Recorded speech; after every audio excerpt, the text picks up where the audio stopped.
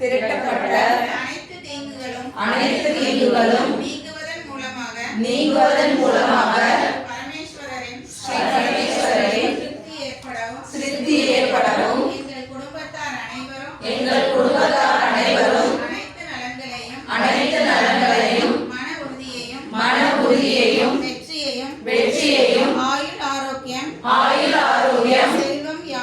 செல்வம் யாவும் மேலும் மேலும் வளர்ச்சி பெறவும் அனைத்து இன்னல்களும் விலகவும் நீண்ட சுமங்கலத் தன்மை பெற்று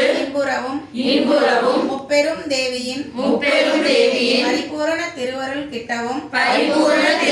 கிட்டவும் முப்பெரும் தேவியின் திருவருளால் அனைத்து மங்களங்களும்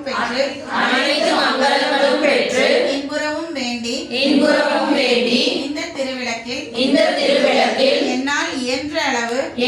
இயன்ற அளவு தியானம் ஆவாகனம் முதலிய 16 உபசார பூஜைகளையும் 108 மலர்களாலும் குங்குமத்தினாலும் அர்ச்சனையும் செய்கிறேன் என்று சொல்லி கைகளில் உள்ள அக்ஷதையும் பூவையும் திருவிளக்கின் பாதத்தில் சமர்ப்பிக்கவும்.